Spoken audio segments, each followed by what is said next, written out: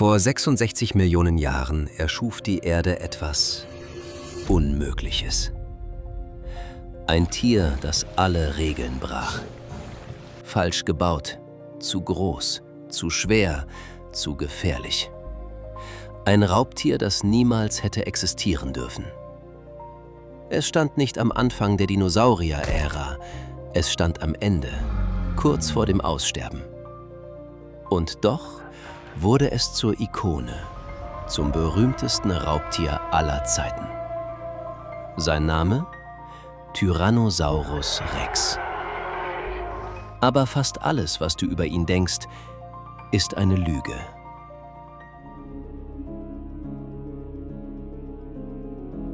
Du kennst das Bild, das Logo von Jurassic Park. Ein T-Rex-Skelett. Ikonisch.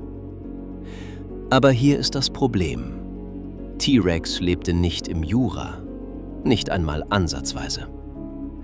Er lebte in der Kreidezeit, 68 bis 65 Millionen Jahre vor heute, 40 Millionen Jahre nach dem Jura. Das ist so, als würde man einen Menschen neben einem Tyrannosaurus zeigen. Zeitlich gesehen war es genauso weit auseinander. Jeder Dinosaurierfilm, den du je gesehen hast, kollabiert Zeit. Nicht um tausende Jahre, um Dutzende Millionen. Arten, die durch gewaltige Zeiträume getrennt waren, werden zusammengezeigt. Jagend, kämpfend, sterbend. Aber sie haben sich nie getroffen. T-Rex war keine goldene Ära. Er war der letzte Kaiser einer sterbenden Welt. Heute enthüllen wir die Wahrheit, nicht die Hollywood-Version, die wissenschaftliche.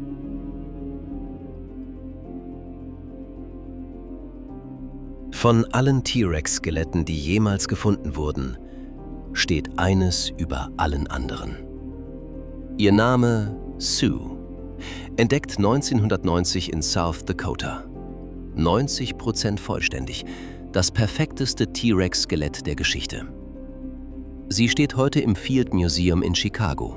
Millionen haben unter ihrem rekonstruierten Skelett gestanden. Aber Sues Knochen erzählen eine härtere Geschichte. Ihr Schädel zeigt verheilte Bisswunden. Ihre Rippen waren gebrochen, mehrfach. Ihre Schwanzwirbel verschmolzen nach einem Trauma. Sie überlebte Angriffe, Infektionen, vielleicht sogar Gicht. Sie lebte ein gewalttätiges Leben und ihr Körper führte Buch. Als wir Sue ansahen, sehen wir kein Skelett. Wir sehen die angesammelten Schäden eines Lebens an der Spitze der Nahrungskette. Aber Sue ist nicht nur ein Fossil, sie ist ein Beweis. Ein Beweis, dass T-Rex nicht allein lebte, nicht wie in Filmen, einsam, cinematisch, gegen leeren Horizont. Er lebte in einer grünen, nassen, lauten Welt. Hell Creek, Montana. Subtropische Überschwemmungsebenen, dichte Wälder, Sümpfe voller Leben. Triceratops, überall. 40% aller großen Tiere. Edmontosaurus, riesige Herden, die den Boden erschütterten. Ankylosaurus, gepanzert wie ein Panzer, mit einer Schwanzkeule, die Knochen zerschmettern konnte. Und mittendrin T-Rex. Nicht selten, überall. Fossilienstudien zeigen, fast ein Viertel aller großen Raubtiere in Hell Creek waren Tyrannosaurier. Das war kein seltener Anblick, das war ein etablierter Teil dieser Welt. Vielleicht fragst du dich jetzt, wie würde es sich anfühlen, diesem Monster zu begegnen? In einer Welt, die nicht mehr existiert?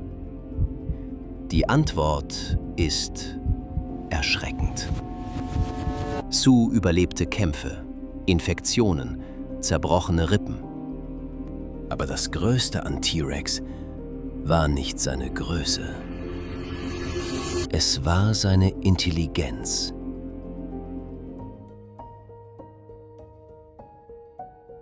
T-Rex war gigantisch. 12 Meter lang, 6 bis 7 Tonnen schwer, so schwer wie ein Elefant. Aber Größe allein erklärt nicht seine Dominanz. Viele Dinosaurier waren groß. Was T-Rex tödlich machte, war etwas anderes. Sein Schädel, 1,5 Meter lang. Nicht nur groß, gebaut für Kraft. Die Kiefergelenke waren verstärkt, die Knochen durchzogen von Streben, die Stress verteilten. Die Zähne? Nicht wie Klingen, sondern wie Spieße. Computermodelle schätzen, T-Rex konnte mit 35.000 bis 57.000 Newton zubeißen. Ein Salzwasserkrokodil, der stärkste bis heute, schafft 16.000 Newton. T-Rex war in einer anderen Kategorie. Er tötete nicht nur Beute, er zerquetschte Knochen. Wir fanden Fossilien mit T-Rex-Zahnspuren, durch massiven Knochen hindurch. Wir fanden fossilisierten Kot mit verdauten Knochenfragmenten. Dieses Tier fraß alles, inklusive Skelett. Aber hier ist das Bizarre. Jurassic Park log. Erinnerst du dich an die Szene? Bleib stehen. Sein Sehen basiert auf Bewegung. Komplett falsch.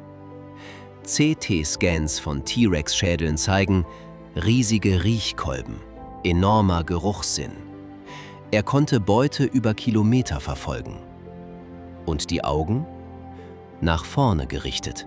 Nicht zur Seite wie Reptilien, nach vorne, wie ein Raubtier.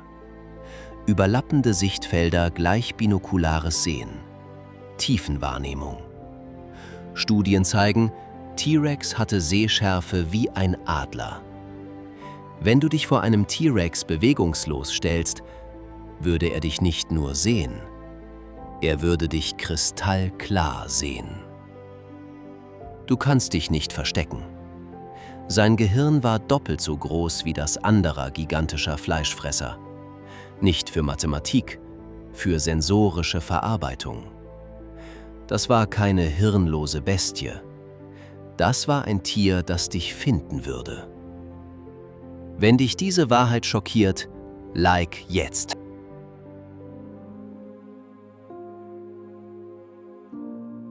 Aber hier ist das Problem. Wir verlieren T-Rex. Ein zweites Mal.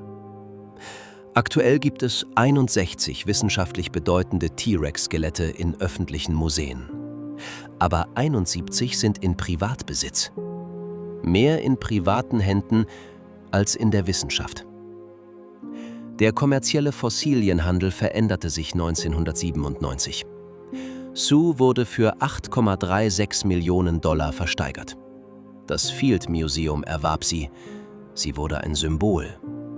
Aber sie wurde auch ein Preisschild. 2020 wurde Stan verkauft.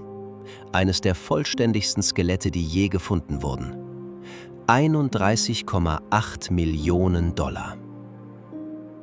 Kein Museum konnte mitbieten. Über ein Jahr lang wusste niemand, wo er war. Eines der wissenschaftlich wertvollsten Fossilien der Erde verschwand einfach. Der Durchschnittspreis für einen T-Rex liegt jetzt bei 10,8 Millionen $. Die meisten Museen können einfach nicht konkurrieren. Jedes Skelett enthält Informationen, die nicht repliziert werden können. Knochenmikrostruktur, Isotopensignaturen, Pathologien, die Krankheit und Verhalten zeigen. Wenn ein Fossil in eine Privatsammlung geht, werden diese Daten unzugänglich. Wissenschaft hängt von gemeinsamem Zugang zu Beweisen ab. Ein T-Rex im Foyer eines Milliardärs könnte genauso gut wieder im Boden sein. Der Verlust ist besonders schmerzhaft für Jungtiere. 20% der privaten Exemplare. Der Teil des Lebenszyklus, den wir am wenigsten verstehen, ist der Teil, der am aggressivsten vom Markt geerntet wird. Von 80 Exemplaren, die seit 1992 von kommerziellen Sammlern gefunden wurden, landeten nur 9 in öffentlichen Einrichtungen. Der Rest? Verschwunden. Kannst du dir vorstellen, dass die wichtigsten Entdeckungen der Menschheit in Privatbesitz verschwinden? Für immer verloren für die Wissenschaft? T-Rex war perfekt, unbesiegbar. Aber wir verlieren ihn.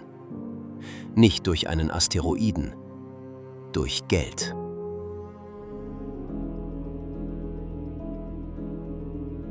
Wenn du in ein Museum gehst und unter einem T-Rex-Skelett stehst, schaust du nach oben, versuchst es zu begreifen. Aber du siehst keine vollständige Kreatur, du siehst eine Rekonstruktion. Die meisten T-Rex-Skelette sind unvollständig. Ein Schädel hier, ein Oberschenkelknochen dort. Wissenschaftler kombinieren Informationen von mehreren Individuen. Sie spiegeln Knochen digital. Moderne Ausstellungen sind 99 bis 100% genau. Aber sie sind trotzdem Rekonstruktionen. Fragmente, zusammengefügt zu Ganzen. Aber warum tun wir das überhaupt? Warum nicht einfach zeigen, was tatsächlich gefunden wurde? Weil wir Geschichtentiere sind. Wir erleben die Welt nicht als unverbundene Fakten, wir erleben sie als Erzählung. Wenn ein Kind vor einem T-Rex-Skelett steht, den Hals reckt, den Mund leicht geöffnet, versucht die Größe zu begreifen, passiert etwas, das nicht gemessen werden kann. Eine Verbindung entsteht. Zwischen diesem Kind und einem Tier, das vor 66 Millionen Jahren starb. Zwischen Gegenwart und unvorstellbar tiefer Vergangenheit. Jedes T-Rex-Fossil, das in eine Privatsammlung verschwindet, ist eine Geschichte, die niemals vollständig erzählt wird. Ein Kapitel herausgerissen aus einem Buch, das uns allen gehört.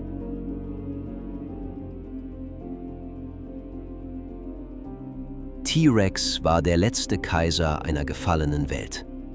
Falsch gebaut, zu perfekt, zu tödlich. Er stand am Ende der Dinosaurier-Ära, nicht am Anfang. Und jetzt verlieren wir ihn wieder. Nicht durch Aussterben, durch Auktionen. Die größte Geschichte, die die Erde je erzählte, wird verkauft. Stück für Stück. T-Rex war perfekt. Aber die Evolution ist kein einmaliges Experiment.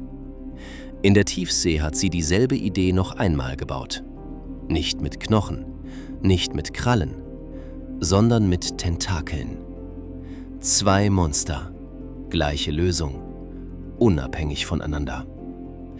Das nächste Video zeigt dir warum.